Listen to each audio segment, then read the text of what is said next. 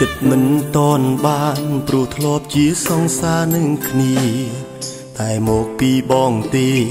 ដែលធ្វើឲ្យអូនឈឺចាប់អូនជាយាមគិចមុខហើយថែមទាំងបិទលេខទូរស័ព្ទអូនស្អប់ព្រោះបងមានសង្សារច្រើនអង្គុយផឹកម្នាក់ឯងស្មុគស្មាញម្នាក់ឯងអូនមិនដឹងពេលផឹកស្រាស្រវឹងទើបដឹងថានឹកដល់សង្សារ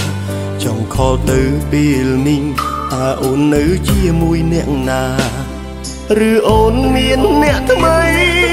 ហើយមែនទេ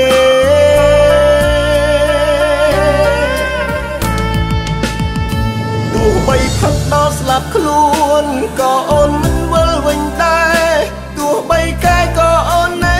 តែមិនត្រឡប់ចង់ធ្វើខ្លួនជាមនុស្សស្មងតែស្នេហាបានបញ្ចប់មិនអាចត្រឡប់ក្រោយឲ្យអូនលើកលែងតខំផឹកស្រាបំបត្តិទុកផឹកបន្លប់រាល់បញ្ហាព្រោះដឹងថាជីវ៉ាអូនចិត្តរៀបការហើយគ្មានសិទ្ធនឹកអូនទៀតទេព្រោះអូនមានអ្នកថែហើយគ្មានទៀតឡើយឲ្យបងបានធ្វើជាមនុស្សស្មោះ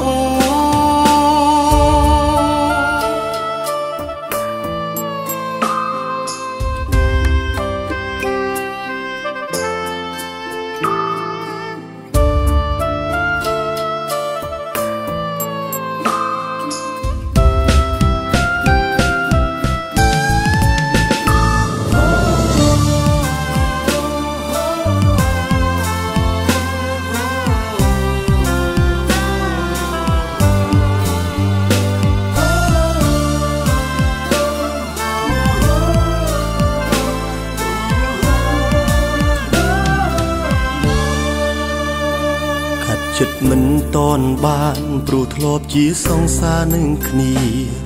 តែមកពីបងទេដែលធ្វើឲ្យអូនឈឺចាប់អូនជាយាមគិចមុខហើយថែមទាំងបិទលេខទូរស័ព្ទអូនស្អប់ព្រោះបងមាន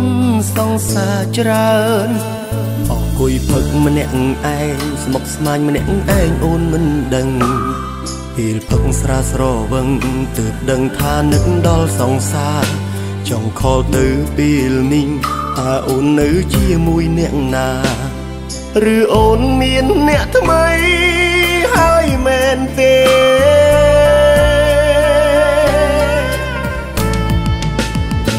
ទោះបីផឹកដល់ស្លាប់ខ្លួនក៏អូនមិនវិលវិញដែរទោះបីកាយក៏អូននៅតែមិនត្រឡប់ចង់ធ្វើខ្លួនជាមនុស្សស្មងតែស្នេហាបានបញ្ចប់មិនអាចត្រឡប់ក្រោយឲ្យអូនលើកលែងតខំផឹកស្រាបំបត្តិទុកផឹកបន្លប់រាល់បញ្ហាព្រោះដឹងថាជីវ៉ាអូនចិត្តរៀបការហើយគ្មានសិទ្ធនឹកអូនទៀតទេព្រោះអូនមានអ្នកថែហើយគ្មានទៀតឡើយឲ្យបងបានធ្វើ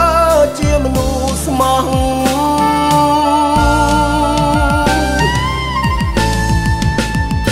ទោះបីផឹកដល់ស្លាប់ខ្លួនក៏អូនមិនវិលវិញដែរទោះបីកាយក៏អូននៅតែមិនត្រឡប់